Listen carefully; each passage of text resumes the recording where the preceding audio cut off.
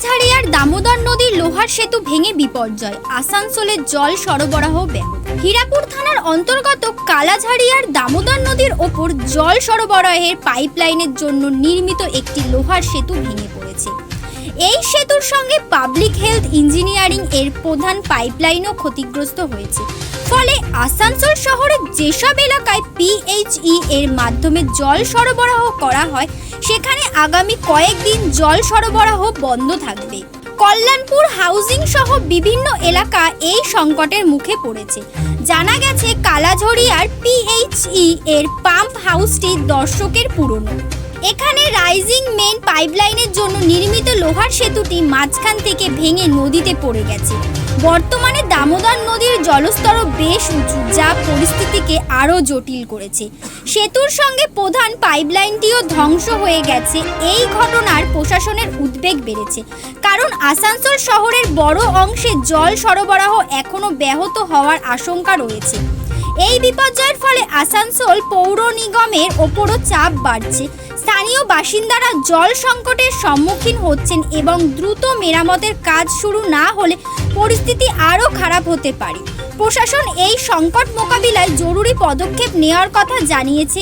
এই ঘটনা শহরের জল সরবরাহ ব্যবস্থার দুর্বলতাকে সামনে এনেছে, যা দ্রুত সমাধানের দাবি রাখছে।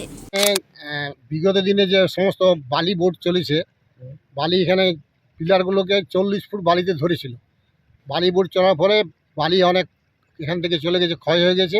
স্বভাবত পিলারগুলো নড়বড়ে হয়ে গেছে, আর ধরে রাখার ক্ষমতা নাই। যা যে বালিতে ধরেছিল সেই বালি যদি চলে যায় তাহলে পিলার তো ওইভাবে একটা পিলার পড়ে গেল।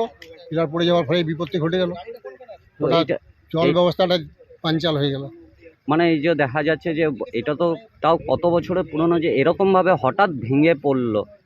কি 1993 সালে এটা 14ই অক্টোবর এটার পাম্প হাউসটার উদ্বোধন হয়েছিল। মাননীয় মুখ্যমন্ত্রী জ্যোতিবাবু উদ্বোধন করেছিলেন 1993 14ই অক্টোবর। তো এই পাম্প হাউস থেকে কোথায় কোথায় জল যেত? এই পাম্প হাউস থেকে টোটাল এটা Raniganj coalfield water supply phase 2, তো এখান থেকে জল যায়। যেমন এদিকে আপনার মহিশিলা ট্যাঙ্ক আছে, তারপর আপনার আছে ইয়েতে কি বলে ওই বেনালি ট্যাঙ্ক আছে। তারপরে চলে যান আপনি রানীগঞ্জে সিয়ারসোল, ওখানে একটা করেছে, CWR করেছে, ওখান থেকে আবার পাম্পিং করে পাঠায় উখরা পর্যন্ত জল যায়। তো এই পাম্প হাউসটা ভেঙে পড়ার ফলে এত হলো মানে জায়গার জল জল পাবে না। গোটা পাইপ লাইন দেখছেন তো, দুখানা পাইপ লাইন, মূল যে দুটো পাইপ লাইন, সেই পাইপ লাইন দুটো পড়ে গেছে, তো জল কোথা থেকে পাবে? তো আপনার কি মনে হচ্ছে যে বালি উঠানোর জন্যই কি ওই অবশ্যই বালি উঠানোর জন্য এই ঘটনা ঘটেছে। আপনার নাম আর পরিচয়? আমার নাম ধর্মদাস মাঝি, এখানকার এক্স কাউন্সিলর এবং বর্তমান কৃষক সভার থানা কমিটির সেক্রেটারি, সারা ভারত কৃষক সভার। এবার সাধ্যের মধ্যেই স্বপ্ন পূরণ। খড়দহ এবং সোদপুরবাসীর জন্য দারুণ সুখবর, চলে এসেছে সুমন স্যারের ক্লাস। হ্যাঁ, ঠিকই শুনছেন, এখানে একই ছাদের তলায় কলা বিভাগের সমগ্র বিষয় অতি যত্ন সহকারে পড়ানো হয়। এছাড়াও ডিজিটাল ক্লাসেরও বিশেষ সুবিধা রয়েছে।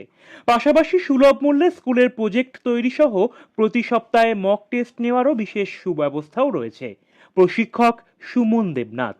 এখানে সপ্তম শ্রেণী থেকে দশম শ্রেণী পর্যন্ত বাংলা, ভূগোল, ইতিহাস, সংস্কৃত পড়ানো হয় এবং একাদশ শ্রেণী থেকে দ্বাদশ শ্রেণী পর্যন্ত বাংলা, ভূগোল, ইতিহাস, রাষ্ট্রবিজ্ঞান, শিক্ষাবিজ্ঞান, কম্পিউটার অ্যাপ্লিকেশন অতি যত্ন সহকারে পড়ানো হয়।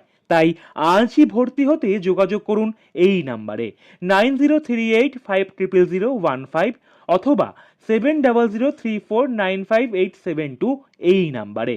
স্থান খড়দহ রহরার সংঘশ্রী অ্যাথলেটিক ক্লাবের নিকটে।